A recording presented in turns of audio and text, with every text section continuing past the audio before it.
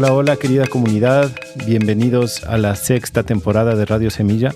Yo soy Felipe Álvarez, estamos súper emocionados de lanzar una nueva temporada. Quiero comenzar agradeciendo profundamente a nuestra comunidad de miembros por la paciencia, por esperarnos y bancarnos este tiempo de descanso.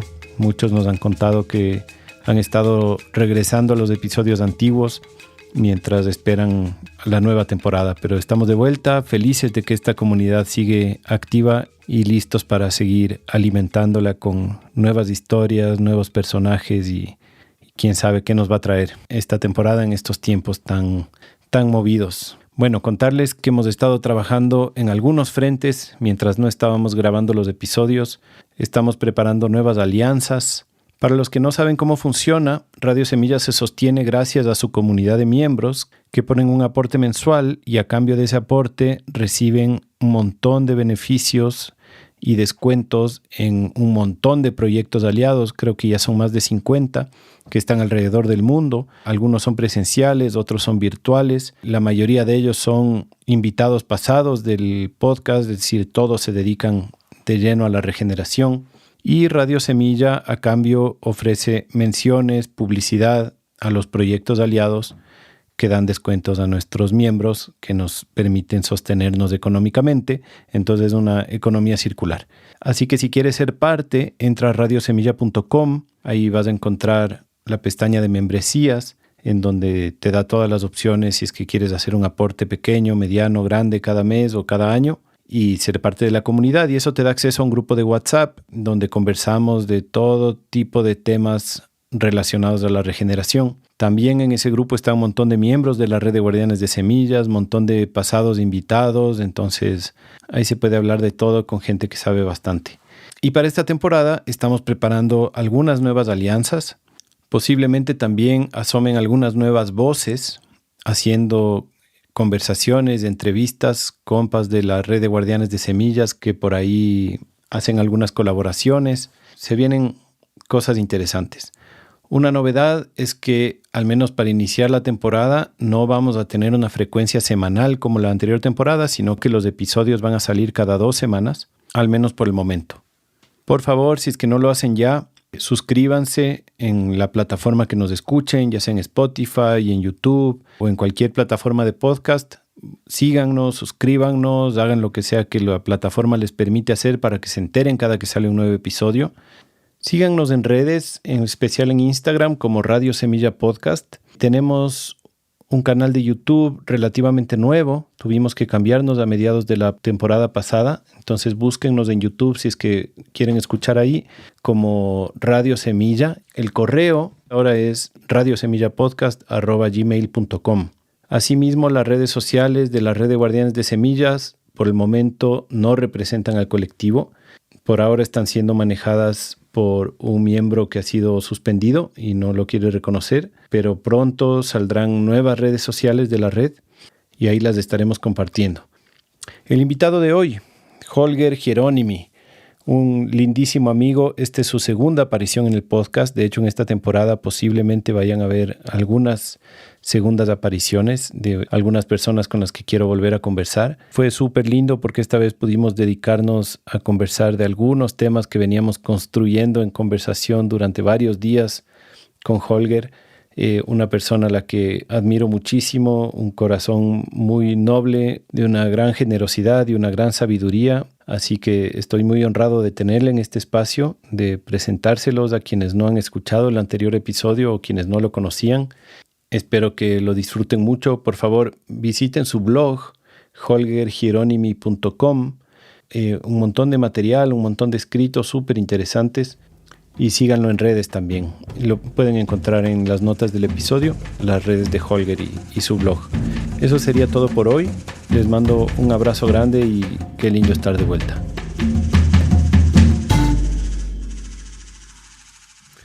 Holger Hieronymi, qué lindo tenerte de vuelta en Radio Semilla, hermano, bienvenido. Hay unos pocos invitados de los que he conversado antes en el podcast que siento la necesidad de hacer una segunda parte y las ganas de hacer una segunda parte y tú eres uno de esos porque tu podcast anterior fue de los que a mí más me ha gustado y muchos de nuestros miembros y oyentes también nos han dicho que ha sido de sus favoritos, así que estoy muy contento de tenerte de vuelta. Bienvenido, ¿cómo estás? Muy bien. Además ahora en Ecuador. No, estoy muy bien, la verdad bastante inspirado después de una visita relámpago que hice cruzando la frontera desde Colombia. Solo una semana fue, pero me quedo con muchas ganas de volver a regresar aquí y conocer, porque fue como me encontré con muchas perlas que me gustaría conocer un poco más y sí, ha sido... Esta entrevista sucedió como al final de esta visita breve de una semana, que ha sido muy inspirador todo este tiempo para mí. Una visita breve pero productiva. Sí. O sea, bueno, conociste aquí, estuviste en nuestra casa como la mitad del tiempo, nos fuimos a visitar la Claudia García, la vecina, te diste la vuelta a la laguna de Cuicocha, te fuiste a Mashpi a visitar a los compas de Mashpi. Obviamente 3 días no alcanza también para todo lo que hiciste en Mashpi, pero ya tuviste una probadita. Yo le decía a la Cami cuando te fuiste a Mashpi así, ojalá el Holger se enamore tanto de Ecuador que tenga que volver. Yo creo que así tiene que ser. Ajá. Porque me quedo con mucha curiosidad y mucho interés en seguir explorando, conociendo y bueno, bajo esta perspectiva de intercambio inspirador. No, y además para mí es súper lindo porque como hemos compartido mucho más íntimamente estos días, te has hecho súper amigo de mis hijos, ahí estuviste construyendo cosas con el Surián, con la Lucía, con la Mile, y hemos conversado un montón pues estos días, entonces todo el rato me hubiera gustado tenerte con un corbatero ahí grabando todas las conversaciones, pero me encanta llegar aquí también como con esta... Es diferente cuando solo te sientas a grabar que cuando ya vienes construyendo una conversación durante días, ¿no? Entonces, me parece el escenario ideal. Y aquí estamos en Casa Semilla, en nuestra finca.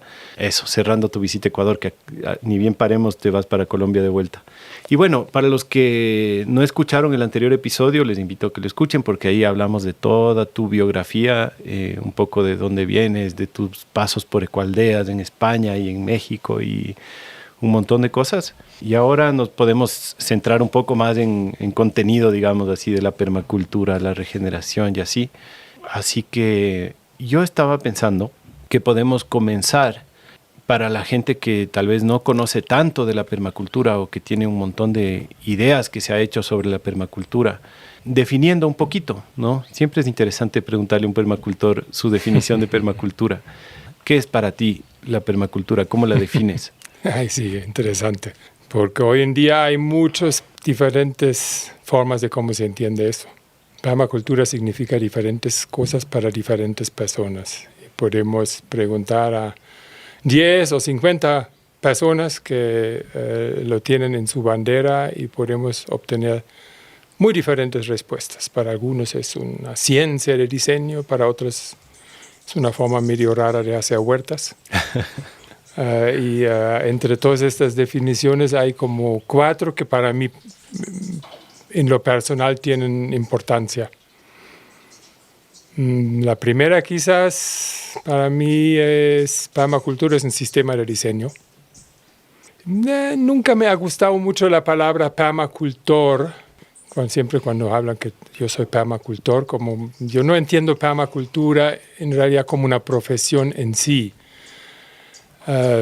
Sino más bien algo que usas para reforzar tu profesión.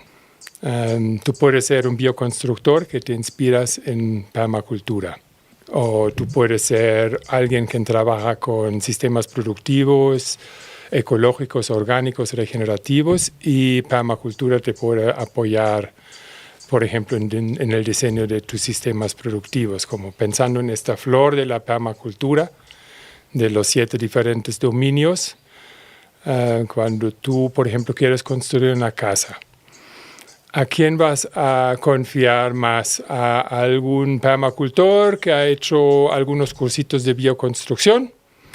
¿O a un arquitecto que ha estudiado profundamente también el tema de diseño ecológico y de permacultura? ¿Sí? Claro. Entonces, para mí, como que no necesariamente haces permacultura, pero usas permacultura para lo que haces.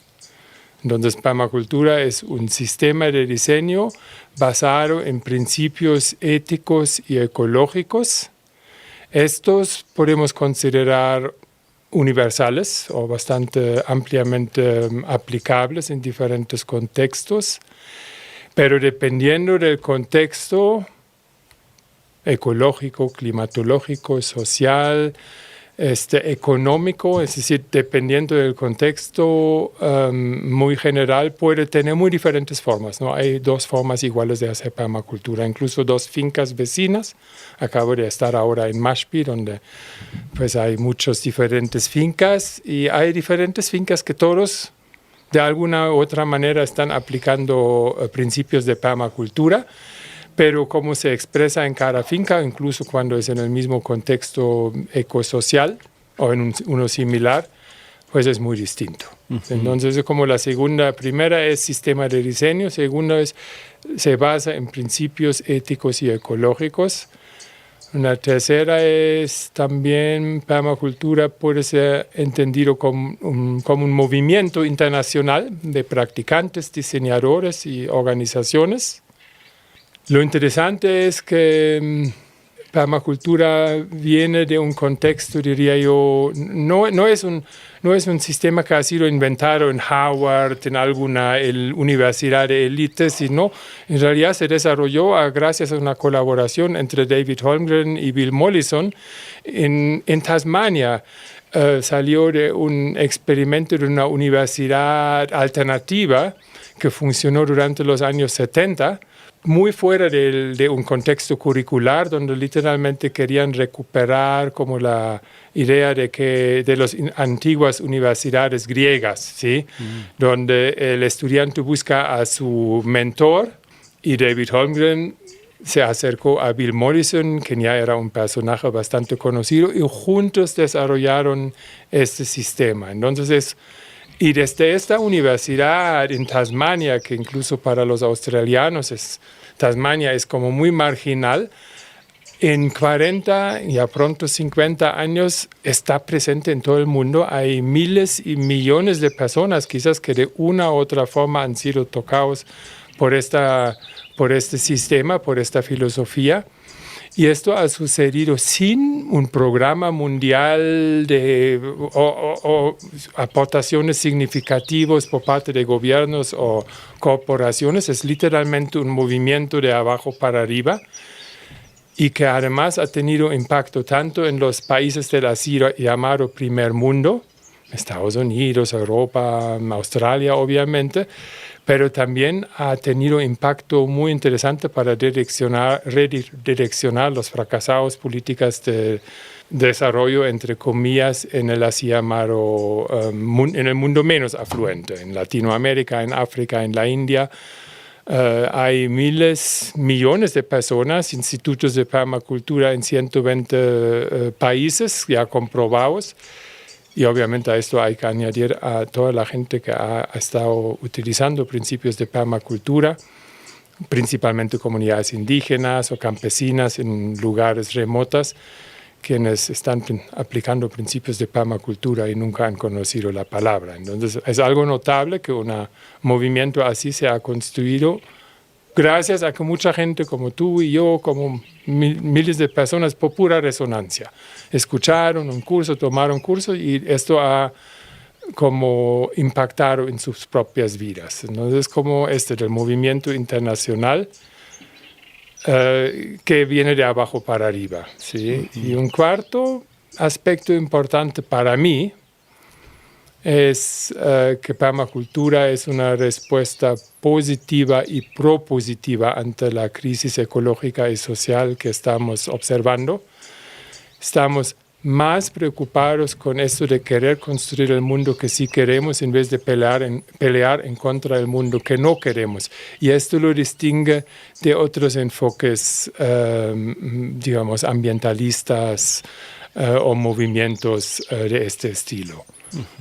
Esos ahora son 4 aspectos que para mí en lo personal tienen importancia, ¿sí? ¿Y en qué se distingue, por ejemplo, de la agroecología o de la agricultura regenerativa? Digamos, ¿qué es lo que le hace a la permacultura diferente de cualquier otra definición o movimiento ecológico? Bueno, Obviamente hay traslapes. Tú puedes utilizar técnicas de agricultura orgánica, agricultura regenerativa. Hay que estar un poco cuidadoso porque los multinacionales ya también se han apropiado de esta palabra. Son palabras y obviamente en las prácticas hay muchas prácticas de agroecología o agricultura biodinámica o cualquier otra cosa que pueden caber dentro de un diseño permacultural. En cuanto a la agroecología, diría que hay sí una diferencia. La agroecología, obviamente, que es esta corriente latinoamericana, salido desde la academia, donde sí se juntan los aspectos de la agricultura y la ecología, ¿sí? Junto con aspectos sociales, obviamente, y políticos. Tiene también toda esta parte política, que es todo muy valioso. Pero luego lo que la agroecología no necesariamente tiene muy bien desarrollado es el aspecto de diseño. ¿Sí? Porque el diseño y el uso consciente de principios ecológicos en el diseño de sistemas no solo agroproductivos, porque la permacultura, si bien nació como una propuesta de agricultura, de diseño de sistemas agriculturales y de producción de alimentos, en sus inicios, muy pronto pues se metió también en aspectos culturales y metió partes de construcción y partes de tecnologías, incluso lo que llamamos los dominios invisibles como arte y cultura, salud y espiritualidad, economía y finanzas y el aspecto de la tenencia de la tierra. Si bien en agroecología también encontramos rasgos de todos estos dominios, pero creo que el aspecto de diseño no está tan bien desarrollado en la agroecología. Claro, si vas a un curso de permacultura, sí o sí vas a hablar de más cosas que la agricultura y la ecología. Sí. Si vas a un curso de agroecología, básicamente asumes que vas a la tierra a cultivar, ¿no? De una forma ecológica. Sí, aunque para cualquier persona, digamos, permacultura de escuela, especialmente desde la primera expresión de Mollison, pero hay que entender que esto ha evolucionado a través de las 5 décadas. Tampoco tenía tan bien desarrollado este aspecto de técnicas de diseño, ¿sí? Y procesos de diseño. Eso es algo donde yo, pues sí, en los últimos años he encontrado, incluso a pesar de que hablábamos mucho de diseño, todo el asunto de procesos de diseño ha sido en los últimos 15, 20 años un sujeto a intensa investigación e incluso debates entre los activistas de la permacultura. Entonces, eso también es algo interesante, que permacultura en sí también es algo, para mí, una filosofía en desarrollo. Ha pasado mucho en los últimos 20 años, que, digamos, si lo comparo con cuando yo tomé mi primer curso de diseño en 96, y lo que ha pasado desde aquel tiempo hasta ahora, pues la verdad, el cuerpo de conocimiento que se maneja dentro del movimiento cultural, permacultural, se ha ampliado. Aunque tengo que decir que yo últimamente, he tenido como mis momentos que también no siempre ando con la palabra P, ¿sí? Sí abrazo totalmente los principios éticos y de diseño, especialmente en la articulación de David Holmgren, que es una un poco más actualizada, pero a veces se utiliza incluso desde el movimiento de permacultura como en cualquier buena idea, cuando se convierte en ideología, hay peligros que esto se deriva en algo bastante fanático. Entonces, no siempre ando con la palabra P por delante.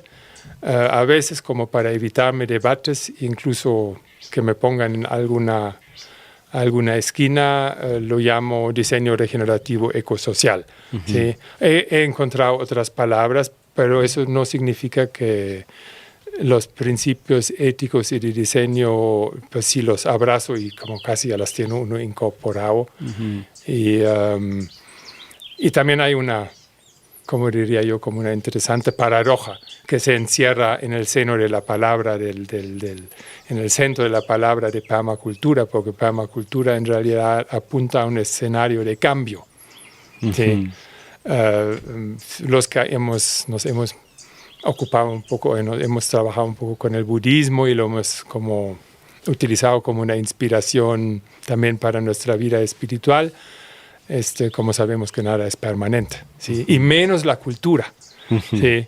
Entonces a veces como hago un poco el chiste que es permacambio cultura o la cambio cultura. Incluso el último principio, el principio 12 usa y responde creativamente al cambio. Claro. Entonces es una interesante paradoja porque hablamos como en esta cosa entre permanencia y el deseo que queremos que las cosas permanezcan, pero sabiendo también que en este momento estamos envueltos en una serie de cambios profundos, sistémicos, ecosistémicos que son a escala global.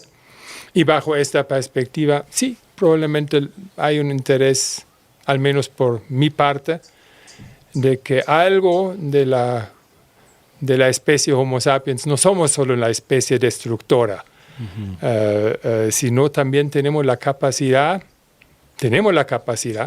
poco ventilada en las historias que nos contamos, pero así como tenemos una gran capacidad en este momento para hacer impactos bastante destructivos a las bases de la vida, también tenemos la capacidad, y también hay ejemplos a través de la historia humana de incluso llevar a los sistemas vivos a una mayor expresión de más riqueza y más abundancia. Y entonces ahí, bajo esta perspectiva, puedo decir que permanezca esta parte de la especie humana, de la especie que se llama a sí misma Homo sapiens. Exacto. Así es como yo lo he entendido siempre, ¿no? Como que permanezca la base de la vida. Eso es un poco lo que se intenta, ¿no?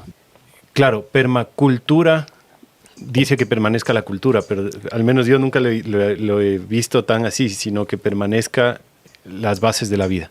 Es decir, puede ser que todo lo que esté pasando tenga alguna razón evolutiva, o más bien dicho, tiene que tener, porque nada es gratuito y nada sucede porque sí. Me imagino que la naturaleza tendrá un plan para hacer lo que está haciendo con nosotros en la Tierra, pero yo siento que este es un movimiento que más o menos nos apegamos a que no destruyamos los ecosistemas como los conocemos, sino que los sostengamos, ¿no? O sea, no sé si como los conocemos, pero que se mantengan diversos, ¿no? Que no se convierta esto en una gran mina a cielo abierto, qué sé yo.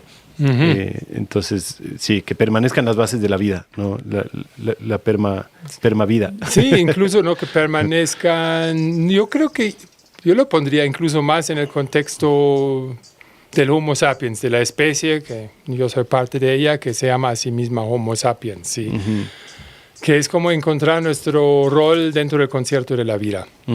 Porque creo que esa es la pregunta más básica que la encuentro como por debajo. ¿Cuál puede ser un rol para una especie supuestamente inteligente? Pues los que hemos trabajado años con sistemas ecológicos, desde que cuando hacemos composta, desde cuando vemos un bosque natural en su plena expresión o una selva, pues yo estoy cada vez más convencido, bueno, no convencido, casi ya estoy muy convencido de que la Gaia, este planeta vivo, que se llama Tierra, Pachamama, Tonantzin, es un ser inteligente. Es un ser vivo, como también bajo la teoría Gaia, es una especie, es un ser inteligente, porque cuando yo veo cómo está el suelo construido, cómo millones de bacterias que no tenemos ni idea cómo funciona esto en su detalle, se encargan de reciclar toda la materia orgánica muerta y a través de este metabolismo se generan suelos vivos, pues ha sido literalmente un milagro de la vida que ha creado pues la abundancia que en este momento estamos como mermando por esta actual expresión del Homo sapiens. digamos, nosotros en realidad somos una especie medianamente inteligente y quizás no tan inteligente como a veces nos creemos. Porque en este momento muy poca gente estamos conscientes que en realidad estamos inmersos en un ser de una inteligencia mucho más mayor. Yo me quedo asombrado cuando solamente estudio microbiota de suelos y cómo todo eso está así como perfectamente diseñado, y algunos lo atribuyen a un dios o algo así, pero si a mí me piden una vocación, yo soy pachamamista o no sé qué, soy terrícola. Yo venero estos mecanismos tan sofisticados que esta tierra ha desarrollado a través de millones y millones y millones de años. Este planeta tiene 4.500 millones de años dando vuelta alrededor del Sol. Tiene más de 3.000 millones de años con vida y más de 600 millones de años con formas de vida compleja. En medio ha pasado por 5 mega extinciones. Probablemente somos los motores de la 6ª mega extinción. Pero yo soy muy optimista en cuanto a la permanencia de la vida en este planeta. Soy incluso medianamente optimista en cuanto a la permanencia de una especie que se llama a sí misma Homo sapiens dentro del concierto de la vida. Soy muy pesimista en cuanto a una expresión cultural de una sociedad industrial que se basa en el continuo crecimiento y en la extracción de recursos. Para esto no hay bases, ¿sí? Y creo que eso es como el reto más profundo. Ahora me voy a meter en algo filosófico, a ver si yo digo que la Madre Tierra es un ser inteligente, y en un momento, como ser inteligente, ha decidido a poner sobre su superficie una especie medianamente inteligente que se llama a sí misma Homo sapiens. Además, esto es solo un ejercicio de pensamiento, digamos, no es para nada un dogma, es simplemente como para retar un poco nuestros sentimientos de culpa que a menudo sentimos cuando vemos el impacto de nuestra especie actualmente en el planeta. Lo que pasa es que la culpa nunca es un buen motor para cambiar. Eso lo sabemos desde las religiones. Entonces yo este experimento lo hago un poco para cambiar un poco la perspectiva. Entonces imaginémonos que la Pachamama en un momento pues puso sobre su superficie esta especie medianamente inteligente que en un momento se vuelve suficientemente inteligente como para sacar, por ejemplo, todo este carbono en forma de petróleo, carbón y gas de las entrañas de la tierra, y además muchos minerales y todo este extractivismo, y empieza a crecer exponencialmente, creando todo este impacto profundo para a lo mejor causar un impacto como la 6ª mega extinción. Porque lo interesante es, si tú estudias los mecanismos de la Tierra, han habido 5 mega extinciones anteriores. La última fue hace 65 millones de años por un impacto externo. En aquel tiempo fue un meteorito que al parecer chocó con el planeta Tierra. Ahora, pero también en otras mega extinciones han sido organismos de este planeta, como por ejemplo los cianobacterias en otro momento, que causaron, creo que la 2ª mega extinción, algo así. Entonces, en este momento, nosotros somos como los agentes que causamos este impacto, pero lo interesante es que después de cada uno de estos procesos de mega extinción, la vida regresó con mucho más complejidad que antes de estos eventos. Entonces, a veces me pregunto, a lo mejor esto fue una conspiración, ya que son muy de moda hoy las conspiraciones, y yo lo digo como un ejercicio de pensamiento. El asunto ahí es que esto yo no lo tengo que decidir, esa es la Madre Tierra que tiene que decidir si esto fue intencional o un accidente. Yo soy muy optimista que la vida va a permanecer en este planeta. Creer que nosotros seremos capaces de acabar con esta forma muy resiliente creo que es muy presumido. Al igual que algunos creen que podemos salvar el planeta. Así como tanto salvar como destrucción total no creo que es muy posible, ¿sí? La pregunta es más bien, que está en el seno de esto, en el corazón de eso, es ¿cuál puede ser el rol de una especie que se llama a sí misma Homo sapiens dentro del concierto de la vida? Y creo que ahí está la pregunta, donde permacultura, por ejemplo, puede darte unas respuestas, porque te da unas pistas, te da unos principios, te da también muchísimas prácticas asociadas a todo esto, de cómo podemos regenerar sistemas ecológicos, regenerar sistemas sociales, incluso regenerar a nosotros mismos. Al menos para mí y para muchas otras personas que han estado activos en todo esto, esto nos ha sacado de una forma a veces como muy negativa de estar en el mundo a generar acciones muy potentes en favor de la trama de la vida. Yo estoy súper de acuerdo con esa visión. Yo constantemente pienso en esto, ¿no? Como si es que lo llevas a algo pequeño, como una manzana, por ejemplo, y esa manzana que está rojita y perfecta, en donde viven en su superficie millones de bacterias y hongos que son parte del equilibrio natural de esa manzana, le cae un hongo, qué sé yo, un tricoderma o alguno de estos que se come las frutas así súper rápido. No se le puede ver a ese tricoderma como un problema de abuso y destrucción de esa pobre manzana, ¿no? Sino que es parte del equilibrio perfecto de lo que sea a lo que pertenece esa manzana. Y los hongos que están en el equilibrio original de esa manzana van a luchar contra ese tricoderma. O sea, van a botar sus metabolitos para tratar de matarle al tricoderma y no lo van a poder hacer. Pero eso no quita también que esos hongos que están en esa manzana tratando de luchar contra ese hongo invasivo, no están haciendo perfectamente su trabajo también. Entonces yo a ratos pienso que tal vez, más allá de si es que el ser humano es o no es inteligente, porque para mí no es tan relevante realmente, pero inevitablemente está cumpliendo un rol en lo que sea que la naturaleza tiene diseñado para su rol aquí. Y hay varios tipos, ¿no?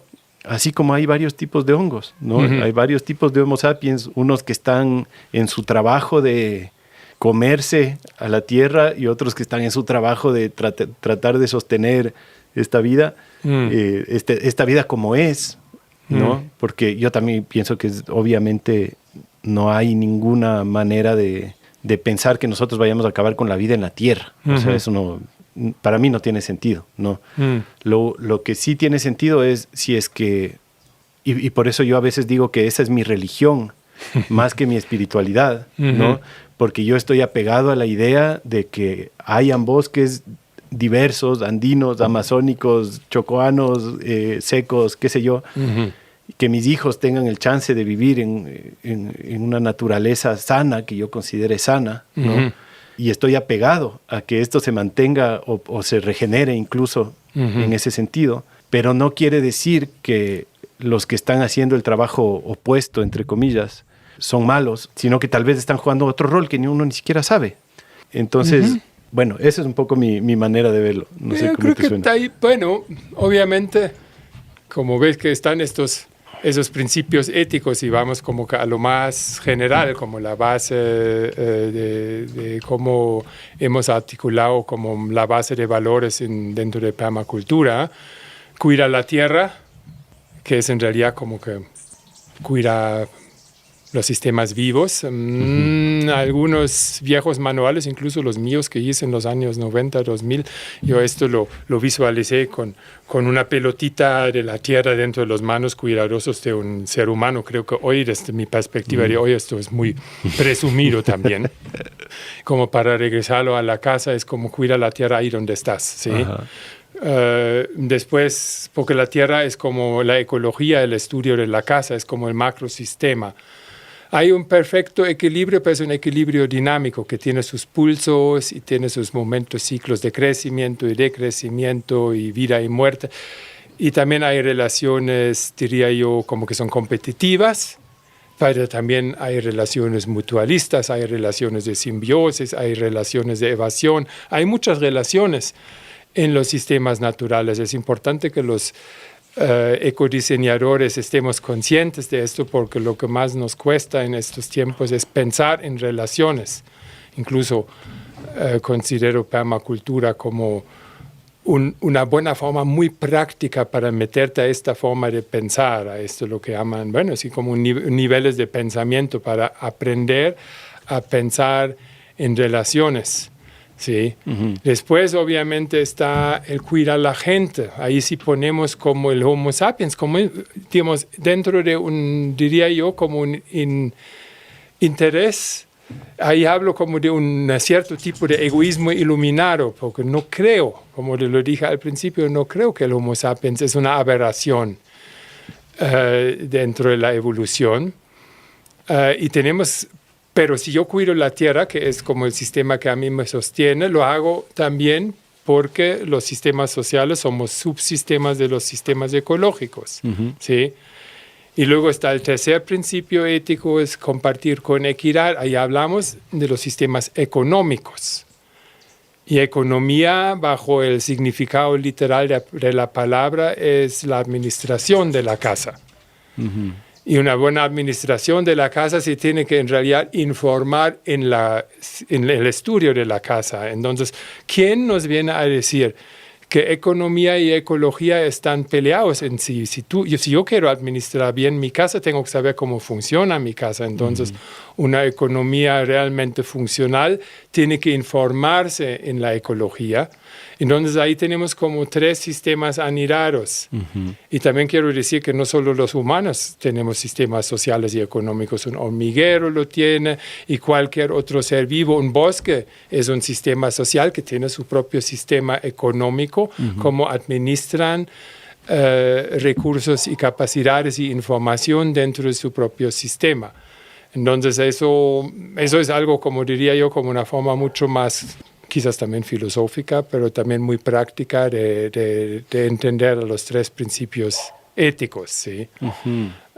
Y lo que tú hablas ahora de los hongos es como muy interesante porque siempre vemos, eso tiene que ver con el sistema de donde venimos, porque venimos del sistema de crecimiento industrial, donde el Homo sapiens, gracias a acceder a estas 3 fuentes de energías fósiles, petróleo, carbón y gas, o más bien carbón, empezó con el carbón, luego fue la transición al petróleo, luego al gas.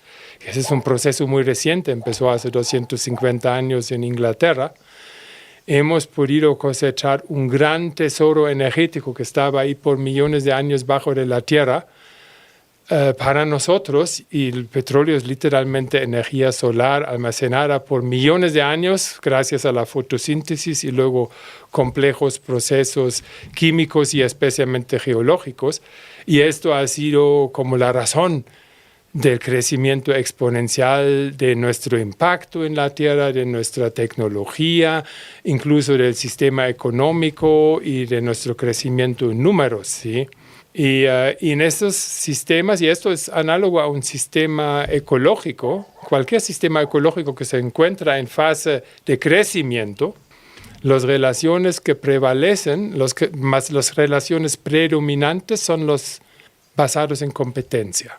Eso pasa con lugar, si hay un lugar donde talasas todos los bosques, primero van las especies pioneras, generalmente leguminosas, que crecen, tienen una gran raíz, quebran el suelo y son competitivas. Con el tiempo, las relaciones se hacen cada vez más cooperativas y luego cuando los ecosistemas entran en una fase de descenso, que esto obviamente yo soy alemán y lo puedes ver mucho en los ecosistemas templados, porque ahí lo ves en crecimiento, primavera, luego el verano es como clímax y transición, luego el otoño es el decrecimiento y luego el invierno es como renovación con larga energía. Y todos los sistemas vivos pasamos por estos 4 fases. Y yo personalmente estoy convencido que actualmente la cultura humana de la industrialización está en sus primeras fases de una etapa de decrecimiento, de descenso.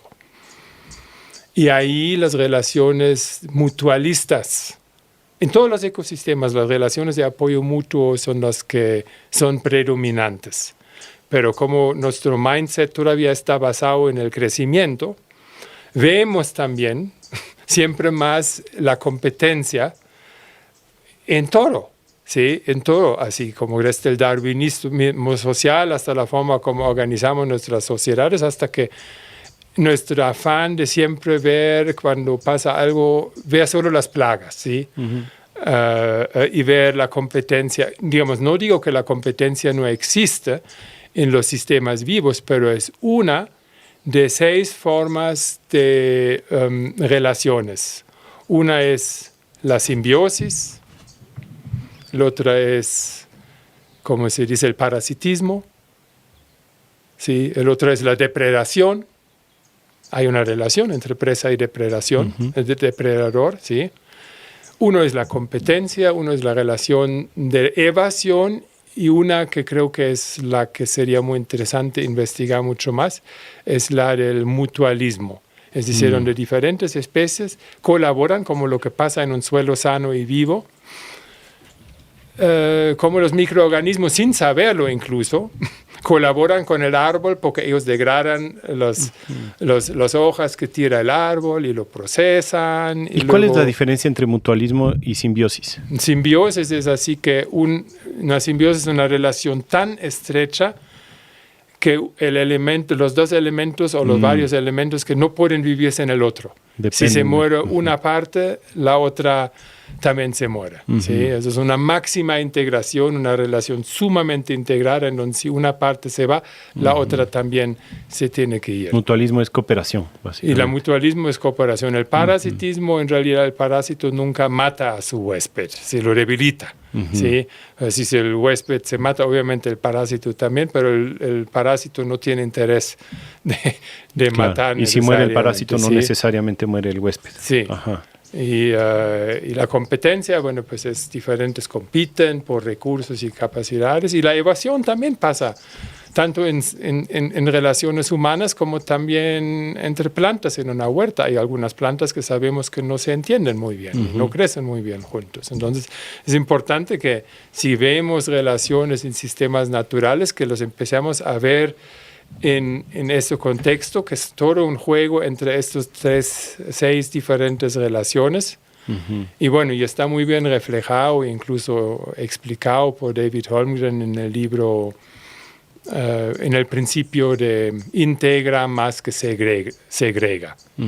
Ese es el principio 8 de la permacultura, que no dice que no tienes que segregar, a veces tienes que segregar, a veces no puedes tener las gallinas así solitos en tu jardín porque te van a excavar todo, ¿sí? Pero tú lo puedes integrar segregando, como por ejemplo con un tractor de gallinas o con gallineros móviles y algo así. Entonces, como aprender también, bueno, eso es algo que he llegado ahí también en la práctica de permacultura, como que, bueno, te inspira mucho a cosas filosóficas como estás viendo ahora, como que uno llega de repente también como, pero es una forma muy práctica de ver cosas que también puedes aplicar en muchos otros ámbitos de la vida, incluso en patrones de pensamiento. Sí, inspira bastante la filosofada, ¿no? Yo peco mucho de eso porque en este podcast a veces me gusta así filosofar en grande y a veces me falta más meternos en las cosas más prácticas y concretas. Pero sí quiero filosofar un poquito más porque anteayer me enteré que Ecuador está con una tasa de natalidad decreciente, súper acelerada, que llegó a su pico creo que en el 2012, si no me equivoco, y comenzó a bajar. Y hoy por hoy estamos con una tasa de natalidad por debajo de ¿cómo se dice?, del reemplazo generacional. Y eso me llamó la atención porque yo ya sabía eso de Japón, de Europa, o sea, que están como en este decrecimiento poblacional, pero yo pensaba que en América Latina estábamos todavía produciendo más guaguas. Y me puse a pensar si es que esto tendrá que ver con lo que tú acabas de mencionar del decrecimiento industrial, energético, si es que eso ya es tal vez una señal. Bueno, primero creo que es importante reconocer que todo este movimiento que culpaba a la sobrepoblación y que decía que tenemos que encontrar formas de decrecer la población, se equivocó o no tuvo un pronóstico correcto, porque claramente ya no estamos en esta línea. A mí me enseñaron, de hecho, en un curso de permacultura, cuando recién tomé un curso de esos, que estábamos en una línea exponencial para arriba poblacionalmente y que iba a haber un colapso brutal cuando lleguemos. O sea, básicamente era habíamos crecido en 50 años, duplicado la población y en 25 años se esperaba que se duplique otra vez. Lo que quería decir que para ahorita ya tendríamos que tener 12.000 millones de seres humanos o algo así. Y bueno, se equivocaron en eso, porque el mundo está comenzando a decrecer en población. Sí, poco a poco. Yo creo que está en los países del así llamado primer mundo, pues esto ya es dramático. He tenido la posibilidad de estar un poco en Europa en los últimos años y son ya poblaciones muy viejas, ¿sí? Así como mucha gente grande. No, bueno, así como no fue un diseño de que creciéramos tanto, digamos, si al principios del siglo XIX éramos, o del siglo XX incluso, éramos 1.000 millones de habitantes, y luego cuando yo estaba joven en la escuela, en los años 70 se hablaba, bueno, ya somos 3.000 millones de habitantes y ahora en menos de 40 años subimos a 7.000 millones o 8.000 millones o no sé cuántos somos. Esto obviamente es claro que esto no puede seguir.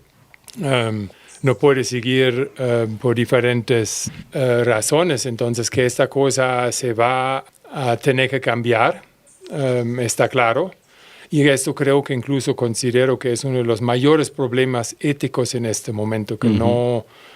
Yo dije al principio que soy muy optimista en cuanto a la especie de la vida y moderadamente optimista en cuanto a una especie que se llama a sí misma Homo sapiens. Soy pesimista en cuanto a la expresión cultural de la sociedad tecnológica e industrial basada en crecimiento, y tampoco creo que será posible 8.000 millones de habitantes.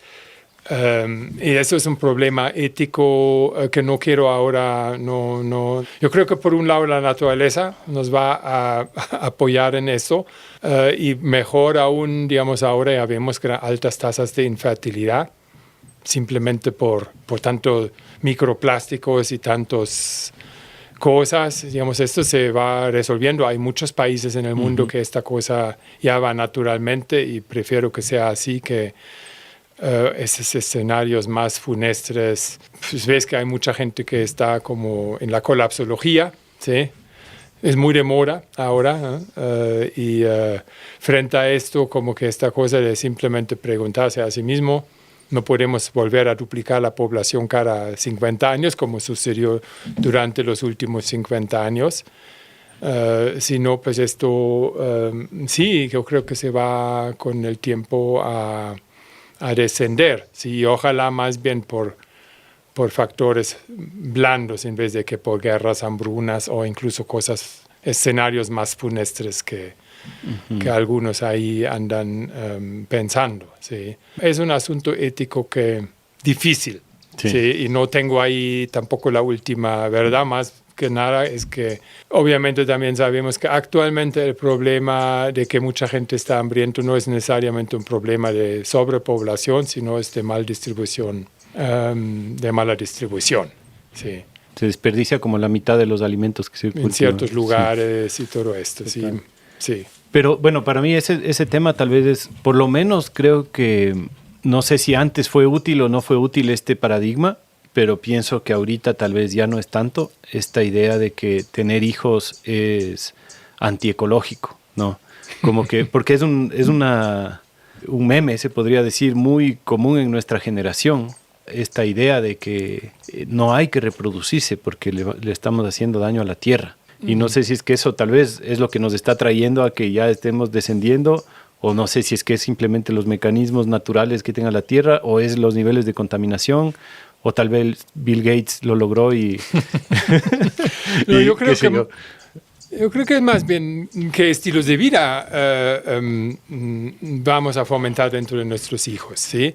Digamos, un niño que he estado pues, en Alemania varias veces y veo ahí como que lo que ahí se considera de lo que necesita un niño y el gasto energético esto implica.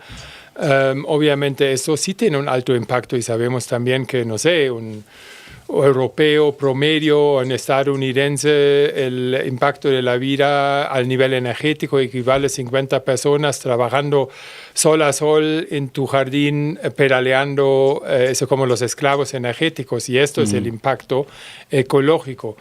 Pero nuevamente, eso depende de los estilos de vida que fomentamos dentro de nuestros hijos y que nosotros cultivamos. Porque los que ya nos hemos metido más al estilo de vida permacultural sabemos que en realidad es posible, incluso algo hermoso y bonito y un camino de autoaprendizaje que necesitamos muy poquito.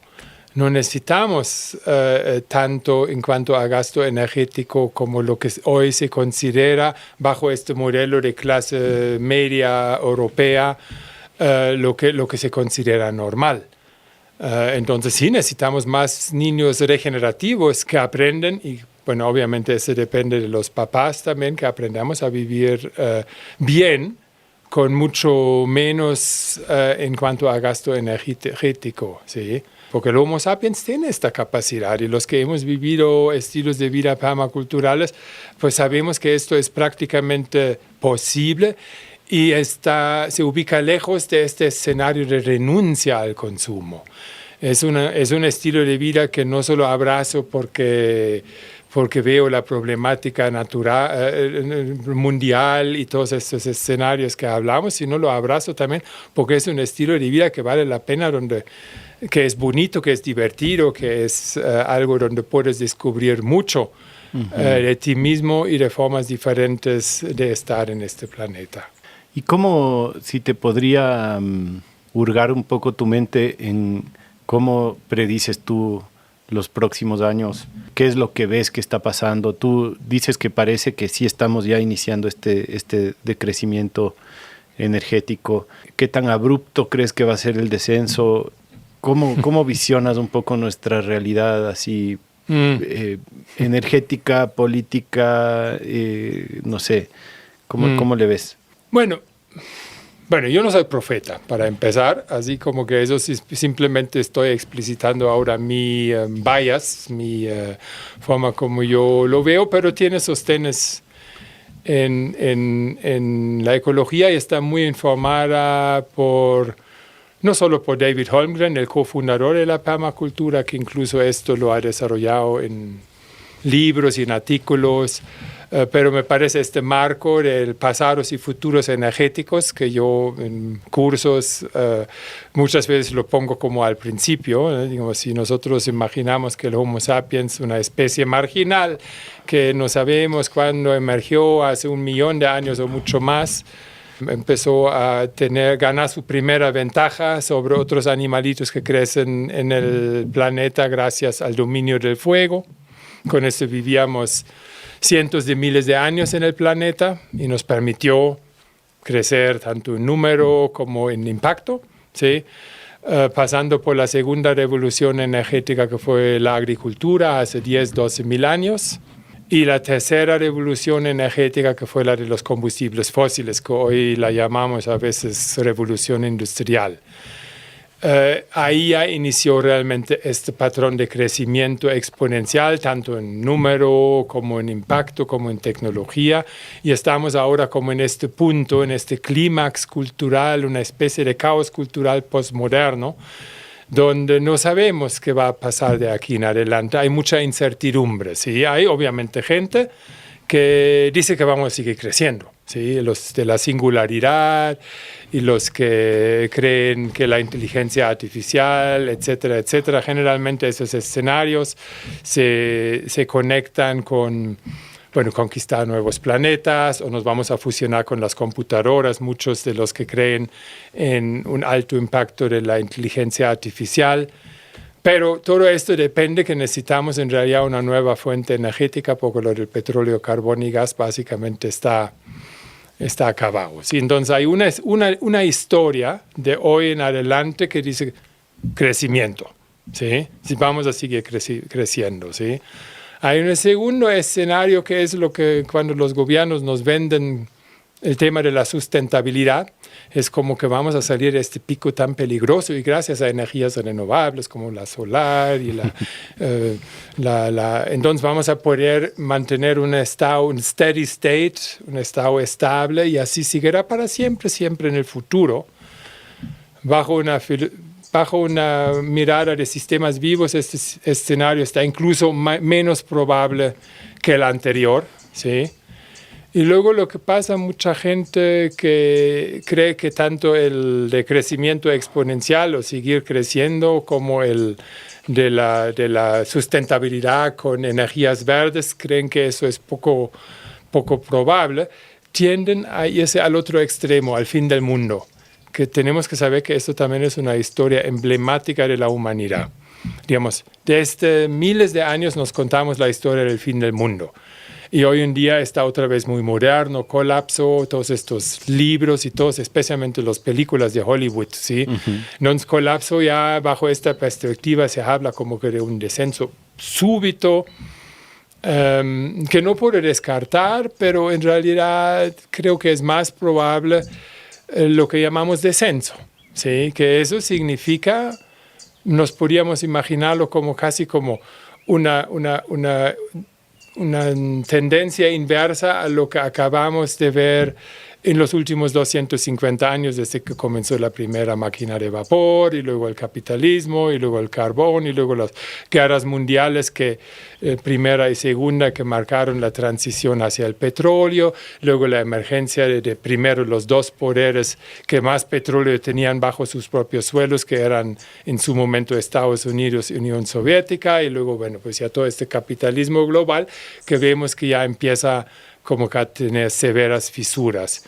Y si nos imaginamos de aquí en adelante que vamos a tener que vivir con cada vez menos energía, y esto, enmarcarlo como, eso es un proceso completamente natural, ¿sí? Así como en algún momento después estamos como el fin de verano, comienzos de otoño, de la época de lo que llaman algunos pulsos de carbono, ¿sí?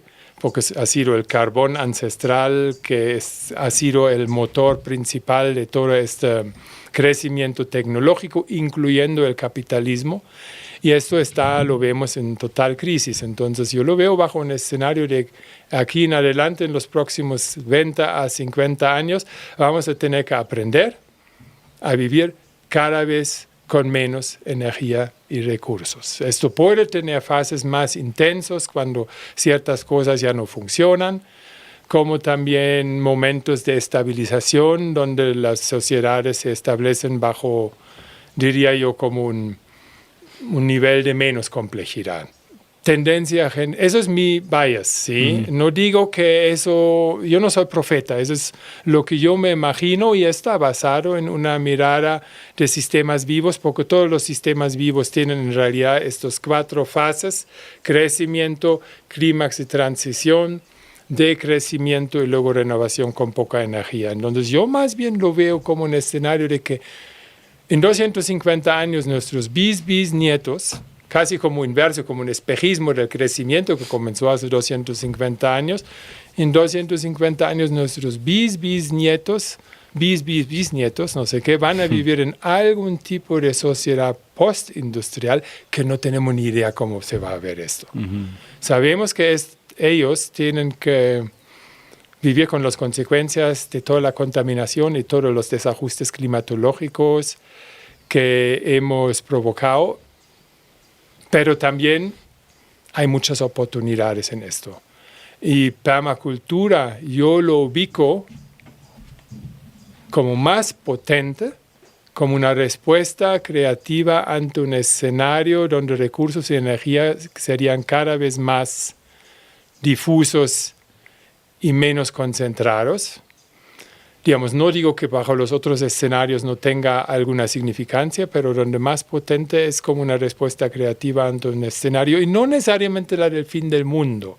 Ahora bien, eso depende de la perspectiva. Si yo vivo en la ciudad y no me puedo imaginar una vida sin el celular y todo el tiempo está conectado y con la inteligencia artificial y estoy completamente enviciado con estas tecnologías, si en un momento desaparece el Internet o no lo tengo tan accesible como hoy lo tomamos por hecho, puede parecer como un colapso en fin del mundo y nos olvidamos que la humanidad ha vivido 99.999% de su estancia en el planeta Tierra sin estas tecnologías. ¿Sí? Entonces, esto ya depende de la perspectiva. ¿Sí? Obviamente todos estos avances tecnológicos y también incluso creo que muchos de nuestros sistemas de pensamiento que creo que es lo más difícil, ajustarse a esta nueva realidad, donde simplemente considera que todos estos avances tecnológicos y todo lo que hoy para nosotros es como día a día, a lo mejor en 20, 30 años ya no va a existir así. Pero eso no significa el fin del mundo, ¿sí? Para nada, ¿sí? Yo incluso lo veo como una gran oportunidad para poder descubrir cosas de nosotros, digamos, no renunciamos a la buena comunidad, no renunciamos a la buena convivencia, no renunciamos a aprender estilos de vida de menos impacto y regenerativos. Entonces, a mí en realidad ubicarme en este escenario, y ahora no quiero convencer a nadie en que abrace este escenario como único posible, porque en este momento, hoy por hoy, vemos en realidad tendencias de los 4 escenarios que menciono anteriormente, funcionando al mismo tiempo en diferentes lugares del mundo. ¿Sí? Porque estamos en un tiempo de transición. En un tiempo de transición significa esto, mucha incertidumbre, y muchas propuestas y muchas filosofías, y no quiero aquí convencer a nadie de que mi mirada es la más potente, pero tengo que decir que a mí en lo personal me está inspirando, no lo veo como algo que necesariamente me ubica. El escenario del colapso, que está muy influenciado por el apocalipsis y miles de historias, y estas películas de Hollywood, donde en 2 horas que dure la película todo el mundo se tiene que acabar. Incluso un colapso al nivel histórico, son cosas que son procesos que se desarrollan a través de muchas generaciones. Uno de los colapsos históricamente más rápidos fue el del Imperio Maya, pero eso fueron 100 años. Es decir, que yo vivo la sociedad maya en su máximo esplendor, mis nietos viven la sociedad en decadencia y es lo único que conocen, y los nietos de mis nietos dejan las ciudades y se van a vivir al bosque, y los mayas están todavía hoy en día ahí. Lo que cambió fue la expresión cultural. Hoy en día todavía existen los mayas en esta zona de México. ¿Sí? Entonces, solamente lo que cambió es la expresión cultural. Y ahí creo que permacultura, por ejemplo, como marco tanto de principios y éticos, y también muchas, y quizás la mayoría de las prácticas asociadas a permacultura, tiene un papel importante para jugar, para preparar cada vez más gente ante este escenario, porque creo que lo más difícil hoy en día es como mantenernos un poco en nuestro espacio mental, abiertos a una situación así y no caer un poco en el miedo o en la total colapsología. No puedo descartar tampoco que un colapso viene, pero el descenso energético me parece como el escenario olvidado. Que menos se menciona, que entre el crecimiento sin fin y el fin del mundo existen otras formas de cómo se pueda develar. Claro, para mí la gran interrogante es la tecnología, porque sí creo que es bastante claro como tú lo explicas, y creo que es cierto, no podemos sostener con estas fuentes de energía este intento de crecimiento infinito industrial. Pero la gran pregunta es si es que hay o no hay una fuente de energía que pueda tomar, digamos, que pueda sostener que siga yendo para arriba la curva del crecimiento, ¿no? Porque yo no estoy convencido de que eso no haya, ¿no? Es decir, pienso que con toda la energía geotérmica que hay, con toda la energía del sol que hay, aprender a cosecharla, entiendo que es un desafío, pero también creo que es una posibilidad.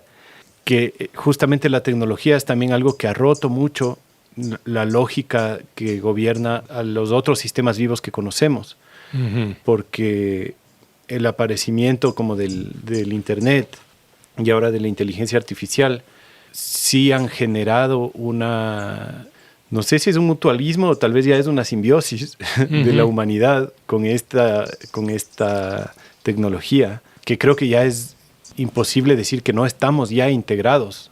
Que claro, se puede uno imaginar que después seamos cyborgs, que tengamos chips instalados en el cerebro y que todo eso ya está también pasando, pero por lo menos casi todos tenemos una supercomputadora en el bolsillo de la cual dependemos para ubicarnos, para relacionarnos, para trabajar, para, digamos, estamos ya muy integrados como humanidad con esa tecnología, ¿no? Y la inteligencia artificial siendo este mecanismo que puede acceder a la información del mundo en instantes y que además puede llegar a desarrollar una inteligencia independiente de la inteligencia humana. Digamos, para mí, yo no sé si así va a ser el futuro, no tengo idea. Me parece que es interesante esto que tú dices, que hay que contemplar, que es una de las posibilidades más grandes, la del descenso, pero que también es una posibilidad la de la simbiosis más profunda con la inteligencia artificial y del encontrar fuentes energéticas mucho más grandes que vayan a sostener digamos, este industrialismo en el que vivimos, ¿no? Bueno, obviamente ahí primero hay que distinguir tecnología de energía. Sí, tecnología son formas que nosotros nos hemos inventado para hacer uso de energía. Ahora, la energía obedece a leyes universales. Yo sé que hay mucha gente también dentro del propio movimiento permacultural que creen que no, Tesla ya hace 100 años, 150 años inventó la energía libre. Yo personalmente soy muy escéptico porque ahí sí me guío un poquito por la ecología de sistemas de Howard Odum, que es incluso uno de los pilares poco conocidos, las bases científicas de la permacultura, ¿sí?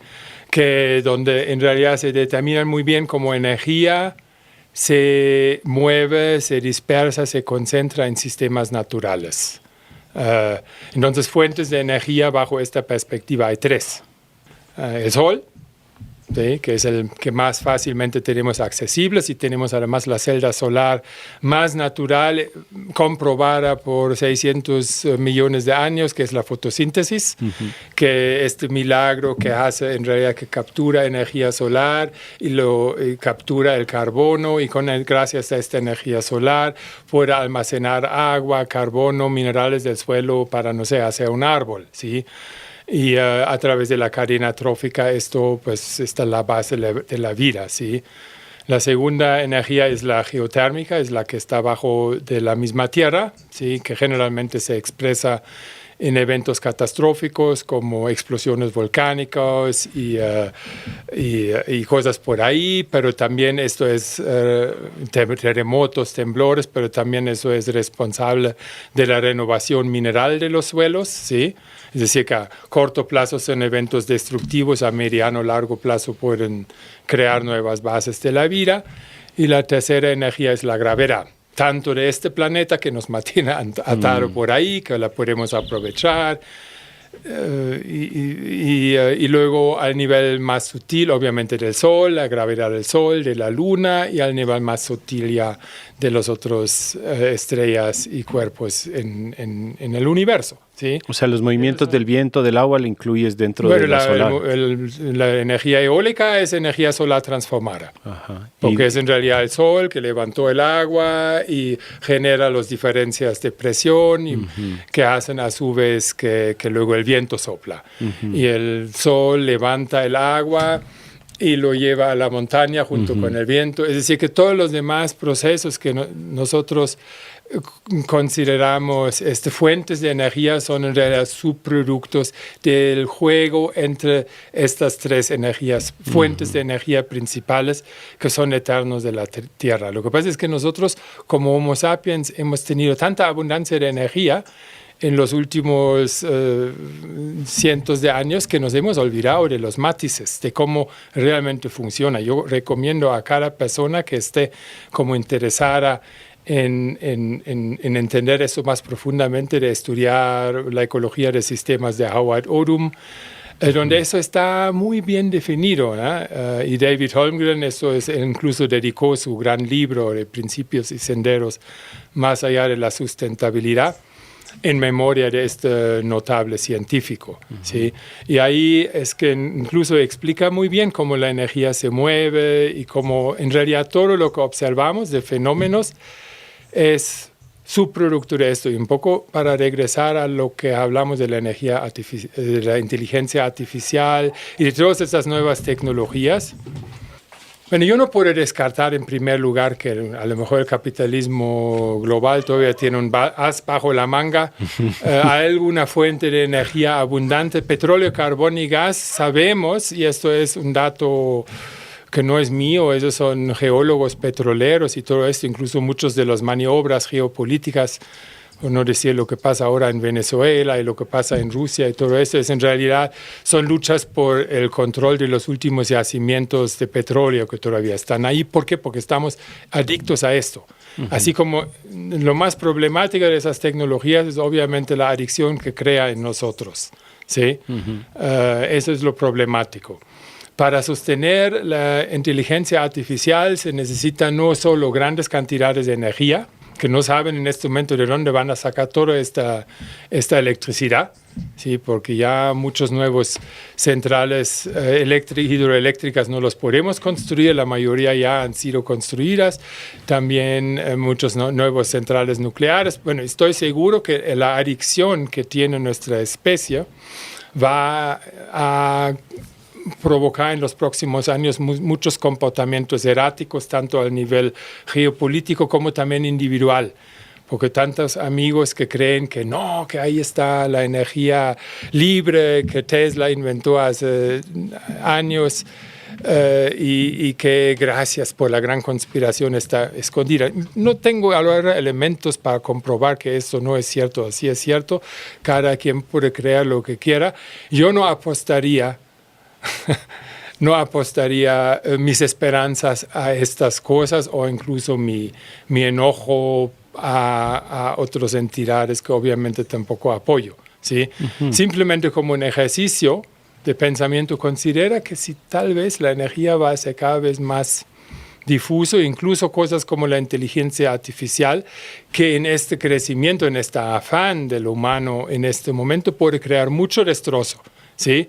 Y también crea cosas interesantes, todos la hemos usado y de repente también le he consultado, pero procuro no hacerme demasiado, yo todo el tiempo que tengo la conciencia de que esto a lo mejor también es un regalo que en este momento lo podemos tener, incluso puede ser, porque es tan concentrado, puede generar estos comportamientos adictivos, ¿sí? Y genera comportamientos adictivos y francamente disfuncionales al nivel social. Entonces yo no apostaría a que estas cosas necesariamente los vamos a tener todos en la forma como lo tenemos actualmente. Puede ser que en 30 años exista todavía Internet, pero a lo mejor puede ser mucho más exclusivo para algunos pocos en comparación como fue ahora. También todos nuestros celulares y supercomputadoras, todo está basado en megaminería, en el extractivismo, en cosas que en realidad nosotros no queremos sostener. ¿Sí?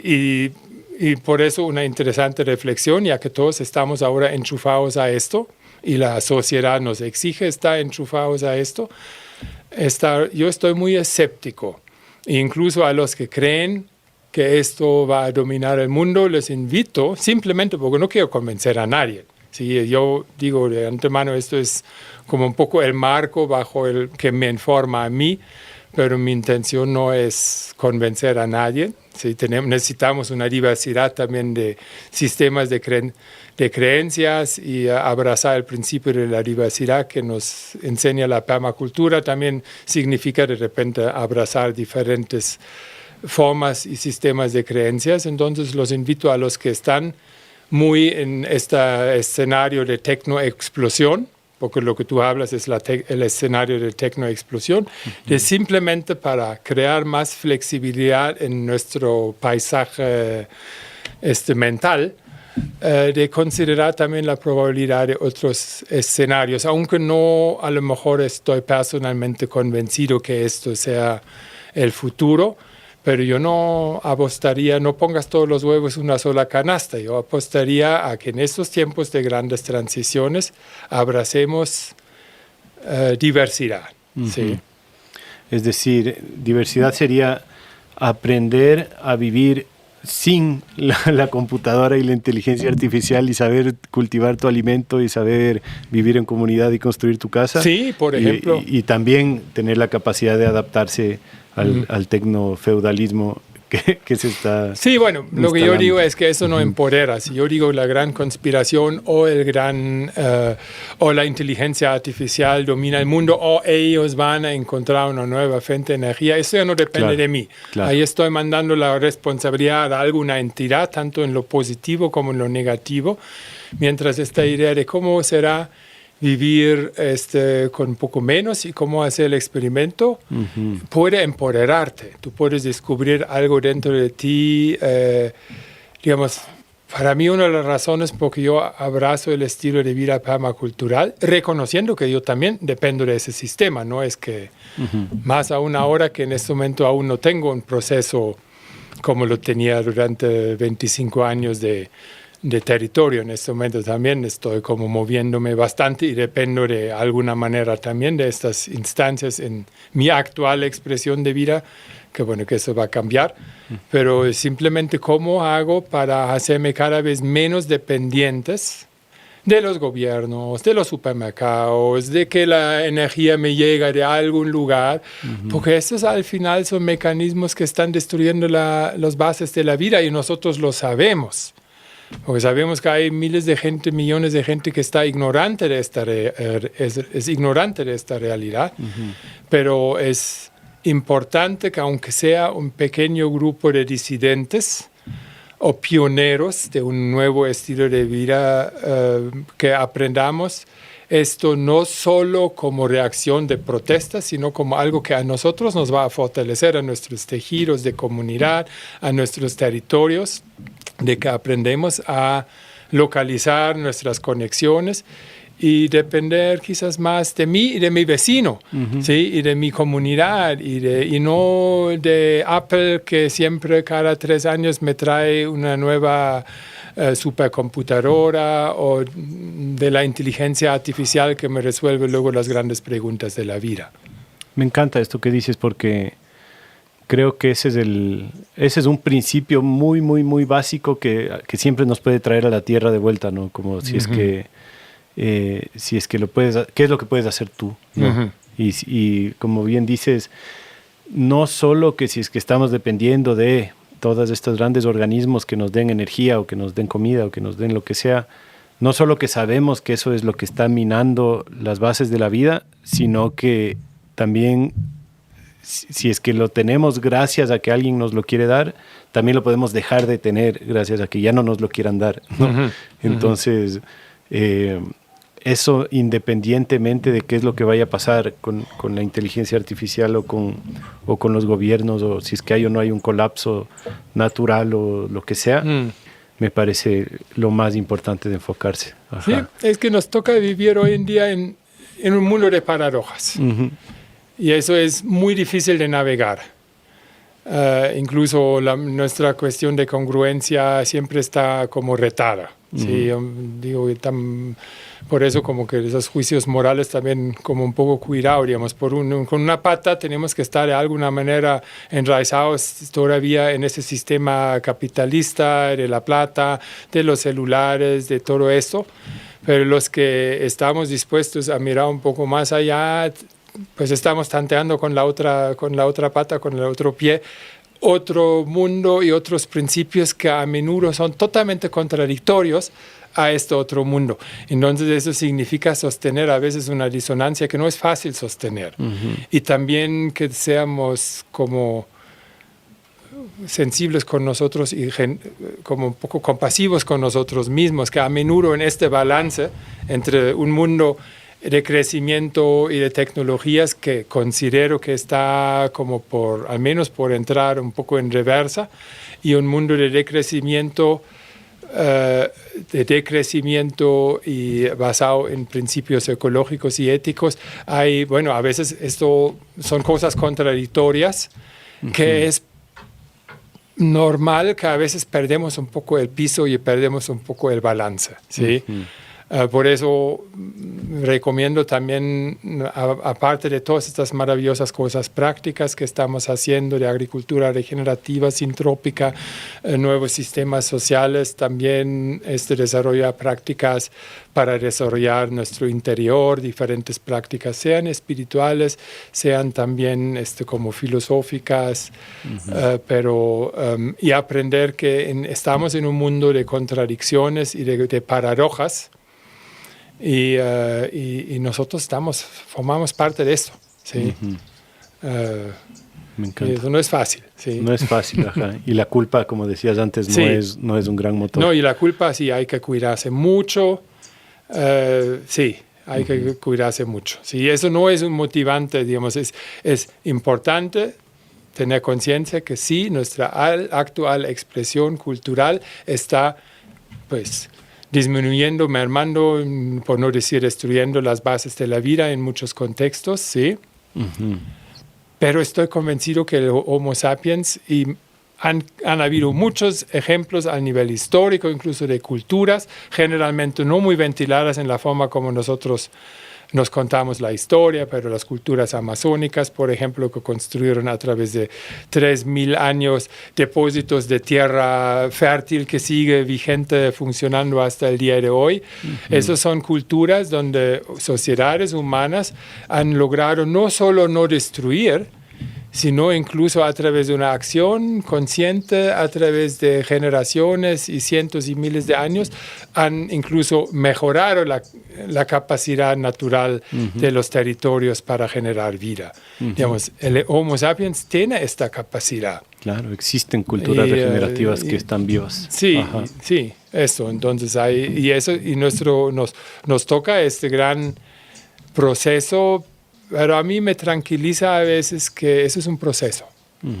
Yo estoy muy fascinado cuando veo generaciones jóvenes. Muchos de mis estudiantes de permacultura, algunos tienen 20, 25, 30 años, pues ahí llevan mucho menos. Y lo que ellos están integrando y lo que ellos están navegando, como contrario a lo que se dice, que los jóvenes hoy no sé qué. No, yo estoy en contacto con muchos jóvenes que yo digo, que algunos tienen 25, 30 años y lo que ellos han integrado, hoy digo, wow, yo a los 25 años no estaba así todavía. ¿Sí? Entonces, esto es un proceso, no tenemos que encontrarlo, descubrirlo todo hoy. Digamos, eso estamos apenas viendo, tenemos el privilegio y también la responsabilidad de atestiguar este pulso de carbono con todos los beneficios, pero también con todas las cosas horribles que ha generado. En su máxima expresión estamos viendo como los primeros años, quizás décadas, de su decrecimiento. Lo que nos olvida a veces que eso es un proceso que, según mi hipótesis, nuevamente no soy profeta, pero eso es lo que me imagino, bajo la imagen que yo tengo, es un proceso que va a durar generaciones y generaciones y generaciones.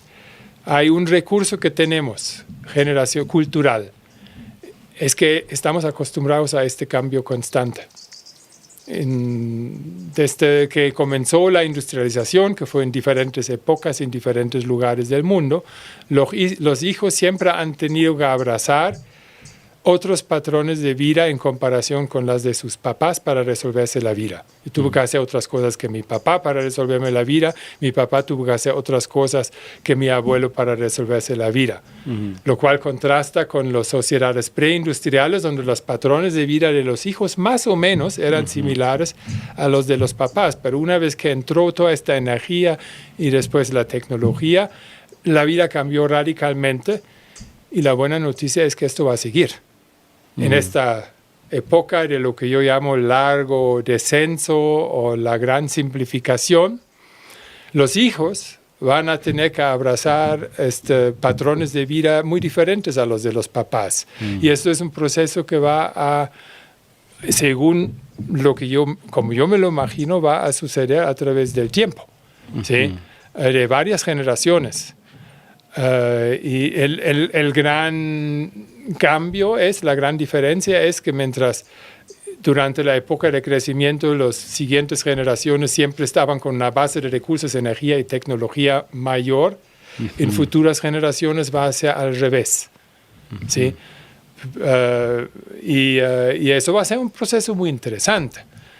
Yo lo pongo como un reto, como un desafío de diseño para los que escuchan esto en algún momento. Ojalá que los inspire, que no. Yo lo veo como un reto de diseño muy interesante.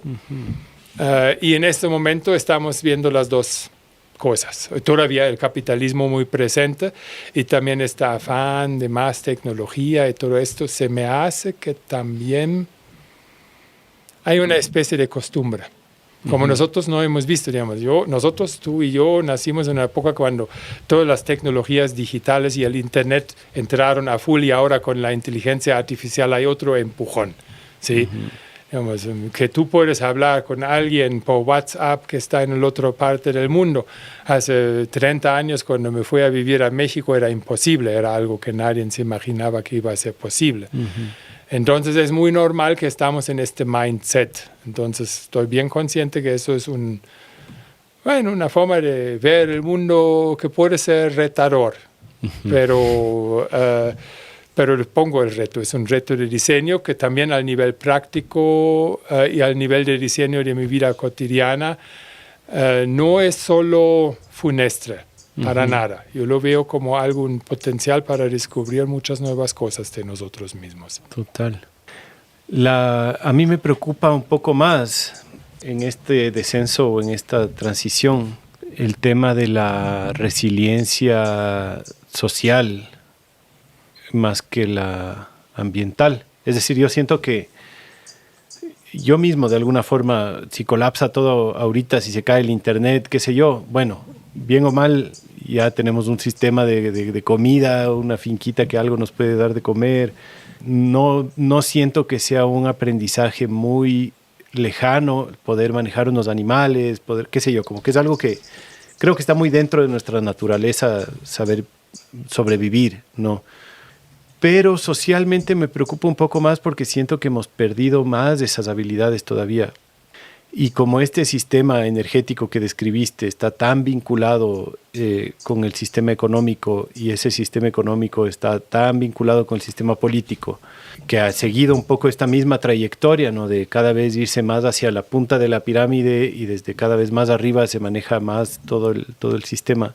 Y creo que la mayoría estamos tan metidos en el sistema político que vivimos, ¿no? Incluso territorialmente, o sea, no sé, vivo en Ecuador y Ecuador tiene un presidente y medio tengo que estar al tanto de quién es el presidente, qué hace y cómo lo hace y qué sé yo, pero no tengo ningún tipo de herramienta real, a pesar de que es algo que me interesa y que intentamos en la red y que hacemos cosas como de gobernanza y cosas así, pero siento que realmente la gobernanza del territorio está súper lejos de las manos de la mayoría de gente.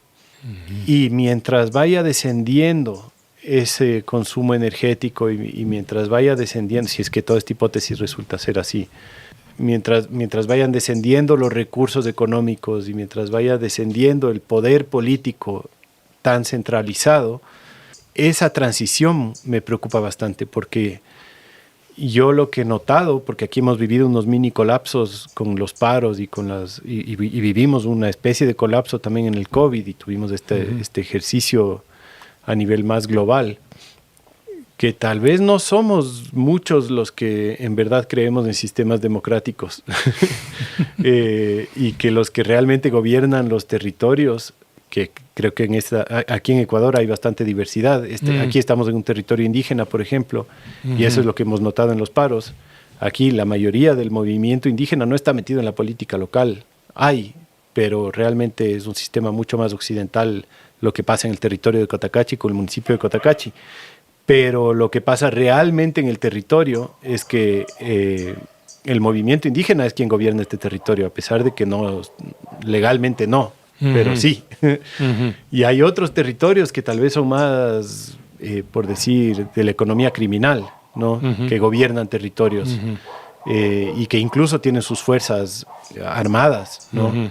Y que cuando se vaya desarmando esta pantalla, porque realmente creo que es una pantalla del poder político central, de que es un Estado con su ejército y sus, no sé qué, los que gobiernan, no vayamos a tener la facilidad de instalarnos en nuestras fincas, en nuestros territorios con producción regenerativa y asambleas horizontales, ¿no es cierto? No sé si es que tú has hecho este ejercicio mental en el descenso energético, no solo qué pasa con nuestra soberanía alimentaria o energética o constructiva, sino social. Sí, parcialmente lo he hecho obviamente al nivel mental, uno se pregunta muchas cosas.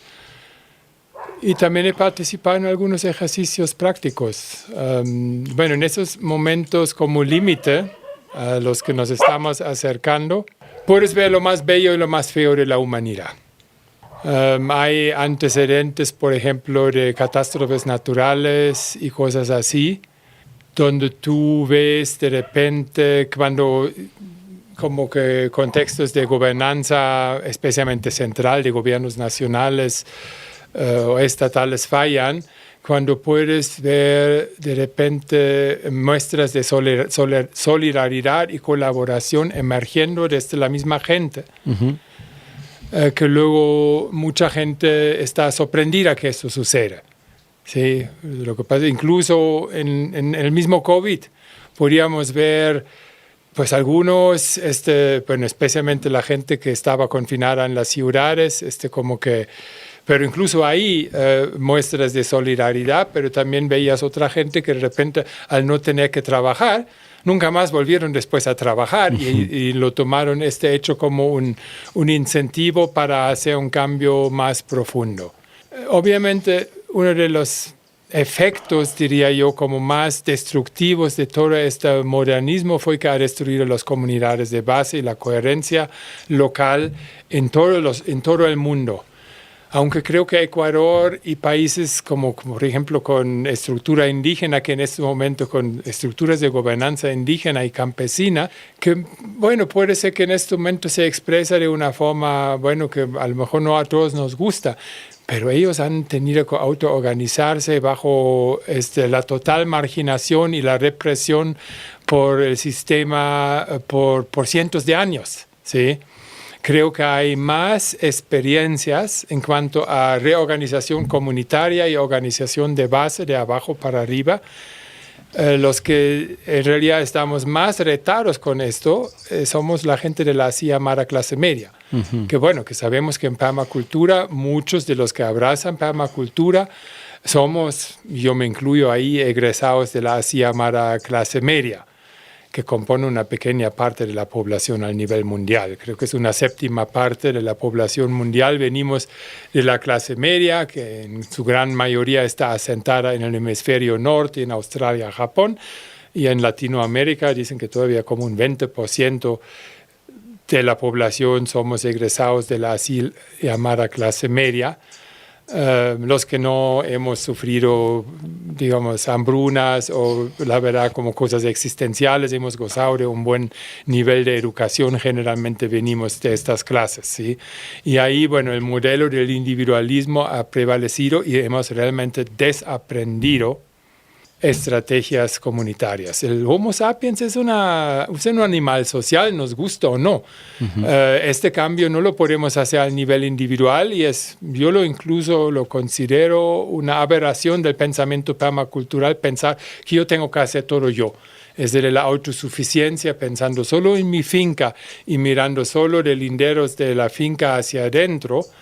Hay que verlo, es una arma de doble filo. Sí, digo, hazte autosuficiente al nivel, por ejemplo, de las huertas, del nivel que lo puedes hacer, pero especialmente cuando, por ejemplo, vas al cultivo de granos y de hidratos de carbono, de proteínas, esto es algo que bajo una escala, bajo esta perspectiva, es algo que hay que hacer con la vecindad. A veces nos toca, y bueno, y muchos proyectos de permacultura estamos luego muy conectados al nivel mundial y al nivel nacional, que es todo muy bien, tener su pequeña subcultura para intercambiar, pero ¿cómo vamos a lidiar con nuestros vecinos? Uh-huh. A pesar de que en este momento quizás echan glifosato, pero los vecinos directos son los son la red local que en dado caso de estos percances que van a ser frecuentes. No es que el internet de hoy a mañana se va a acabar, pero de repente hay un corte de luz y de repente hay otro corte de luz, así, cosas así, van a ser como eventos que van a suceder, como lo que pasó en España el año pasado, ¿sí?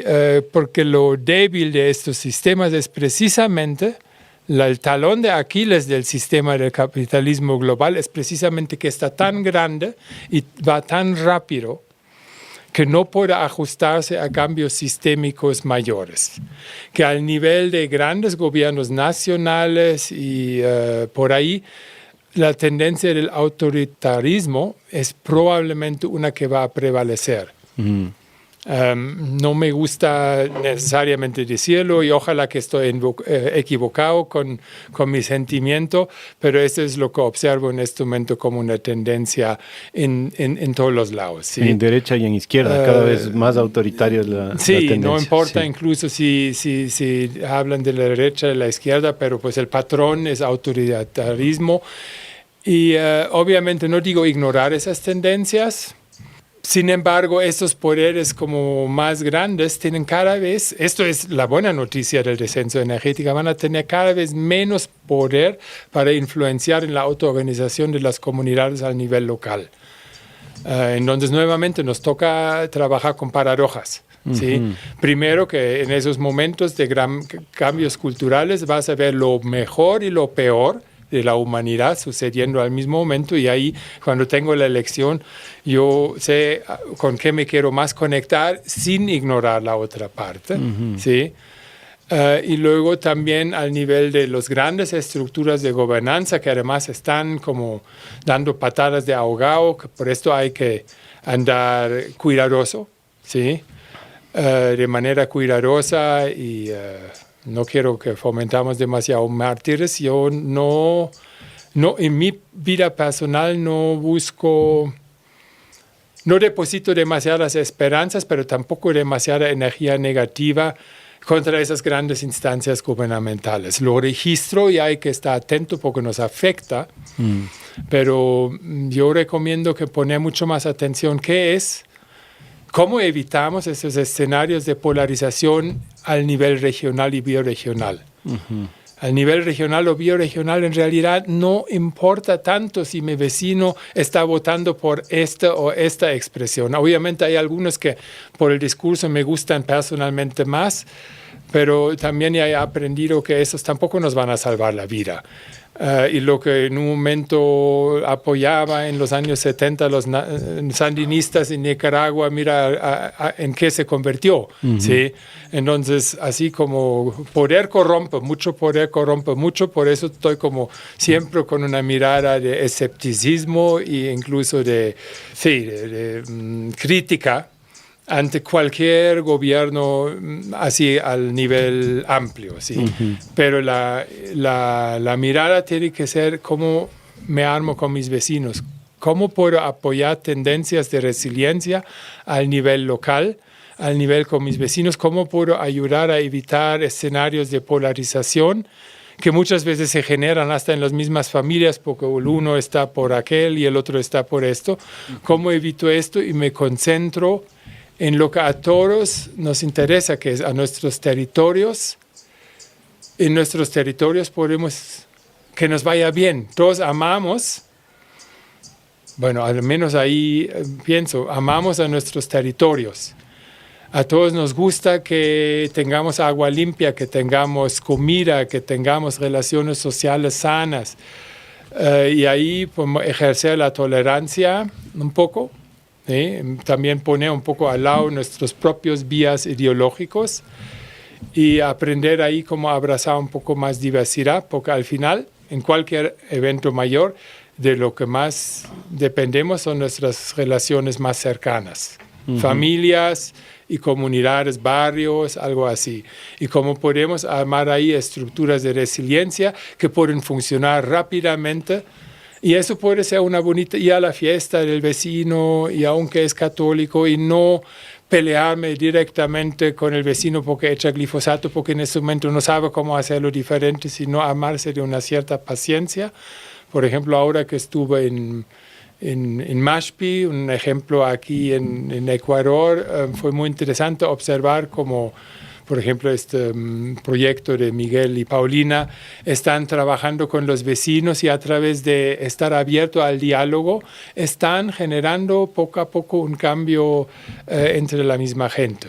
¿Sí? Uh-huh. Entonces, bueno, eso es como lejos, eso es algo que merece un podcast entero y varios podcasts de indagar de cómo podemos construir relaciones sociales locales.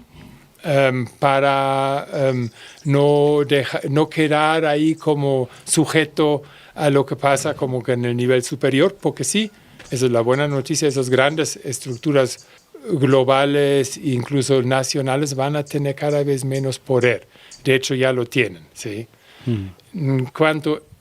Incluso en cuanto a resiliencia frente a esos poderes criminales y las mafias que también se están apoderando de los territorios, ¿sí? Uh-huh. Ahí el mejor antídoto es saber quién es tu vecino y saber poder dialogar con él y con ella a pesar de todas las diferencias. Uh-huh. Se me alinea mucho esto que dices con justo lo que me comentabas de tus maestros de permacultura, que yo no les conocía mucho, ¿no? De Regenesis, me parece que me dijiste, que se llama su... Bueno, esa es una nueva tendencia, más bien Regenesis Group. Son algunos. Yo, en un momento hice todo un listado de la gente quienes me nutrieron en diferentes fases de la vida y eso es en realidad algo que si bien he trabajado con ellos, es un grupo que al principio empezaron como consultores regenerativos, fueron en realidad en los años 90 los primeros que articularon la palabra regeneración y desarrollo, diseño regenerativo. En los años 90 ya, alguna palabra que hoy se está volviendo también viral y está a veces perdiendo. No creo que todos realmente entienden qué significa esto, ¿sí? Uh-huh. Y dentro de esto, pues en los años 90 se desarrolló un grupo, primero en Estados Unidos, pero se está convirtiendo en una escuela en todo el mundo, de personas que llegaron de la primera generación de permacultores que en un momento tenían como ganas de salirse un poco de nuestros confinamientos de la subcultura, ¿sí? Como que no solo trabajar con los convencidos, sino trabajar también cómo podemos apoyar otros procesos de desarrollo. Y eso, ellos a su vez han hecho un proceso a través de muchos años, primero como consultores en procesos, como consultores de diseño. En los últimos 10 años se ha convertido esto en una escuela de pensamiento. Una escuela se llama Regenesis Group y ya hay también gente en Latinoamérica que trabajan con eso. Y a mí me ha inspirado bastante, me sigue inspirando, es todavía algo que, sí, como antes que nada, nació un poco de mi propia frustración como consultor. Cuando yo empezaba a dar, llevo como, fácil 20 años más apoyando a procesos de diseño, como muchos permacultores, vendiendo consultorías, haciendo dibujos y diseños y todo esto. Y en un momento creo que muchos colegas han tenido experiencias similares. Era como que en un momento me di cuenta, aunque entregas el mejor diseño permacultural a un cliente, si este cliente no se desarrolla en su propio espacio mental, esos diseños no vuelan. Uh-huh. ¿Sí? No funcionan. Y a raíz de esto, no somos los únicos que hemos experimentado esto, que literalmente cuando yo diseño y desarrollo un territorio, y ahora desarrollo tengo que precisar, porque en Latinoamérica la palabra desarrollo, con toda la razón, tiene una connotación negativa. Bajo la perspectiva de diseño regenerativo, la palabra desarrollo, si voy a la palabra, como diría yo, a la palabra raíz en inglés se llama development. Y development viene de algo de develamiento, develar, quitar los velos. Entonces, si yo hablo ahora de desarrollo regenerativo, podríamos llamarlo también develamiento regenerativo. Porque no es que, como la gente piensa, que eso significa que traigo algo de afuera y lo implanto así, que también eso pasa en permacultura a veces, que traemos tecnologías que vienen de lugares que no necesariamente son aptos para un territorio, sino develamiento es que literalmente es como bajo esta perspectiva, informada por principios de permacultura, tenemos está la posibilidad de develar realmente, de informarme en el potencial de algo que es muy propio de un territorio. ¿Sí? Y eso obviamente tiene que ver con lectura de paisaje, de lejos de venir yo con mis cosas preconcebidas.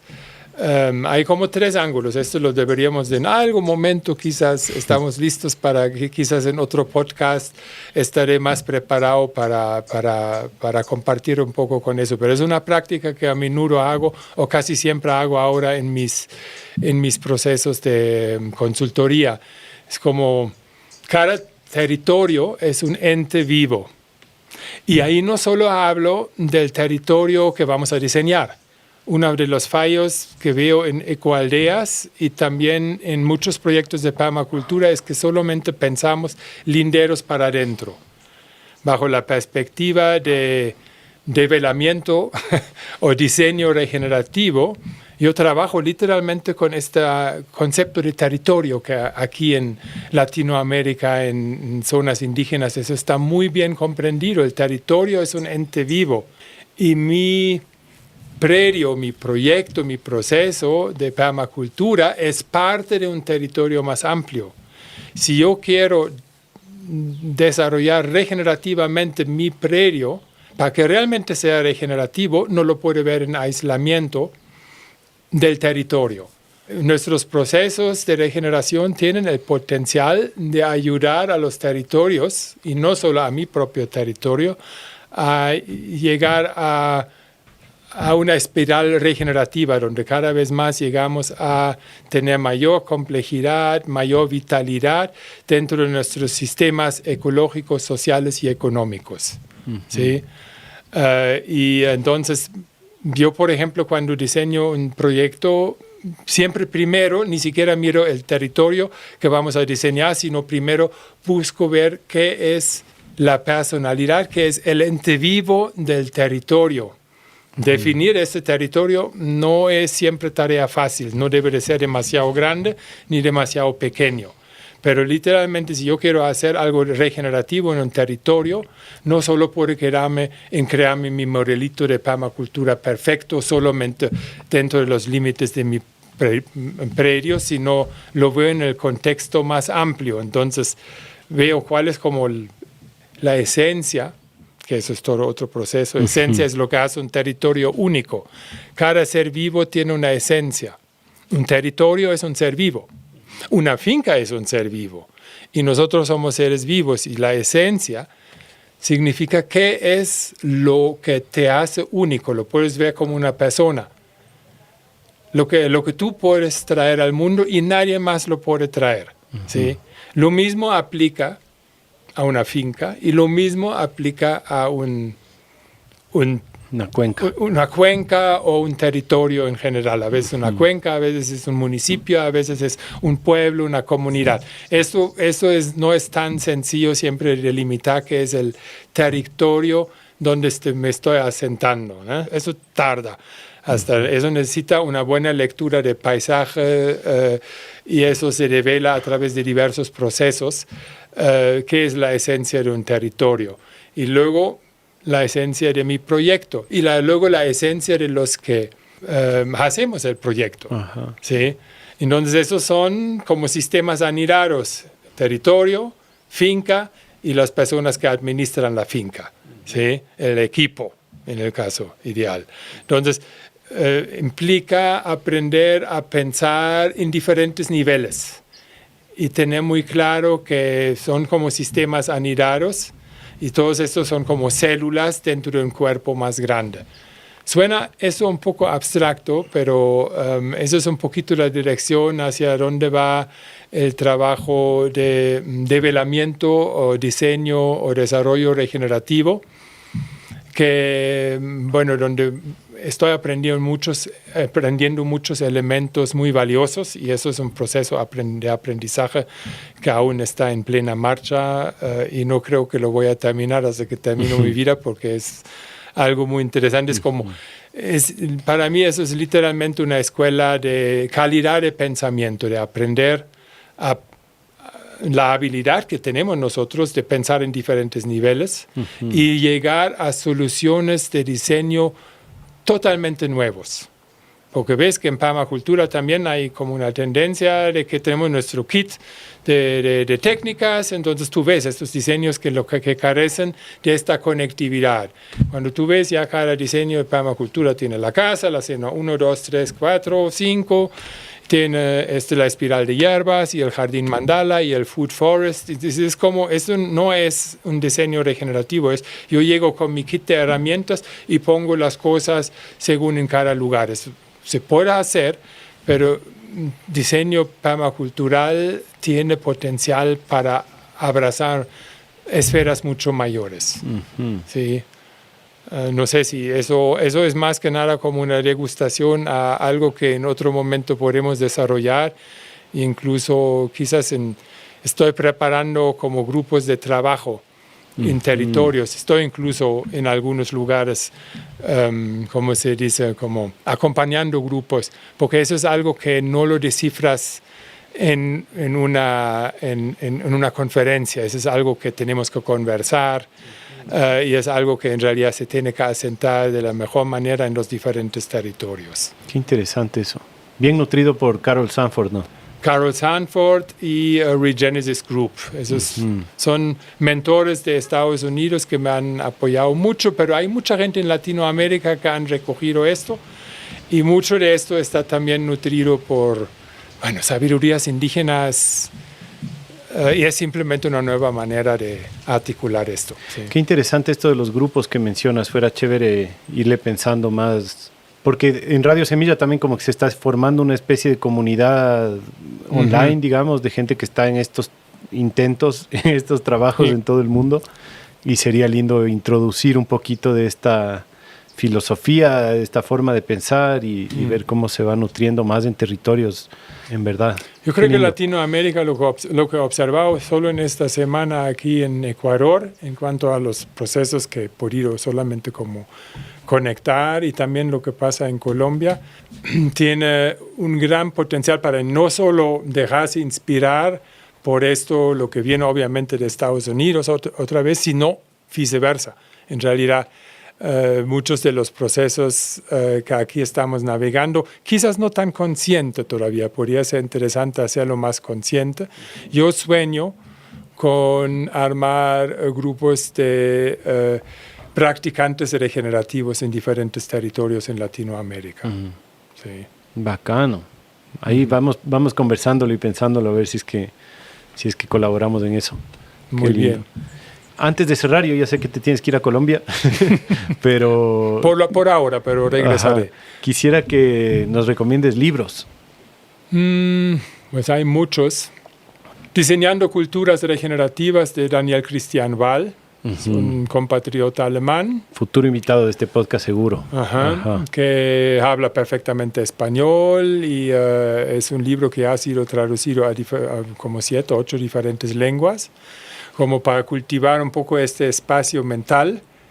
Es un libro más filosófico, pero recojo muchas de las cosas que a mí me han informado a lo largo de los años. Obviamente los libros de Carol Sanford, aunque pueden ser retadores, porque venían en principio del mundo de negocios, aunque ella ha hecho todo un trabajo y muchos de los marcos que expone son funcionales en otros lugares. Bueno, Fritjof Capra, The Systems View of Life, todavía no está en español, o no sé si ya lo deberían, otros libros, pero ese es el último, que es muy bueno. ¿Sí? Todo eso se trata de la mirada sistémica. Y bueno, en mi página web, que aún no está tan buena como me gustaría, pero tengo como ahí varios libros que estoy recomendando. Obviamente los libros de David Holmgren siguen siendo actuales, incluso sus escritos más recientes pueden ser retadoras, pero interesantes también. ¿Cómo es tu web? Mi web es mi nombre y apellido.com, holgerhieronymi.com. Bien, lo vamos a poner en notas también del necesito a alguien que me ayude un poco técnicamente, como la vez pasada, todavía no he avanzado, pero la sigo en tiempo libre recurseando, porque quiero ahí en el futuro como poner mucho más de estas cosas. Sí. Y hay algunos artículos introductorios a diseño regenerativo. Y espero, una vez que me resuelven estos detalles técnicos, que en este momento estoy trabajando en esto, la voy a recursear mucho más. Qué ganas de hablar un par de horas más. Espero que en otra temporada ya tendremos más entrevistas contigo seguramente. Pero nada, agradecerte muchísimo, Holger. Para mí ha sido un honor y un gusto tenerte aquí en la casa y seguir profundizando la amistad. Así que eso, valoro mucho y agradezco mucho haberte conocido y que estés aquí. Y sé que muchos oyentes también van a valorar mucho esta entrevista, así que muchísimas gracias. No sé si quieras despedirte tal vez con algo más. Pues muchas gracias también a lo que pude, a ti y a los diferentes proyectos que me fueron mis anfitriones durante esta semanita solo. Estoy muy sorprendido y muy encantado y creo que en realidad lo que yo he visto aquí en Ecuador y también lo que he podido acompañar y ver en Colombia, Latinoamérica, está tomando cada vez más un liderazgo en cuanto a soluciones nuevas, en cuanto a diseño regenerativo. ¿Sí? Eso es algo muy propio que se está generando aquí, que a mí me encanta, por un lado, poder visitarlo. A mí me inspira y ojalá que también yo pueda inspirar, porque pues ya sabemos que los que trabajamos como maestros y facilitadores de cursos, al enseñar aprendes y al aprender enseñas. Entonces yo busco cada vez más pues, cultivar este tipo de relaciones. Sí. Qué lindo. Muchísimas gracias a ti y a los proyectos en Mashpee que he podido ver esta vez, y yo sé que me quedo con ganas de ver. Yo creo que tengo que venir al menos un mes aquí o más para conocer y entender mucho más los procesos de acá. Gracias, Holger.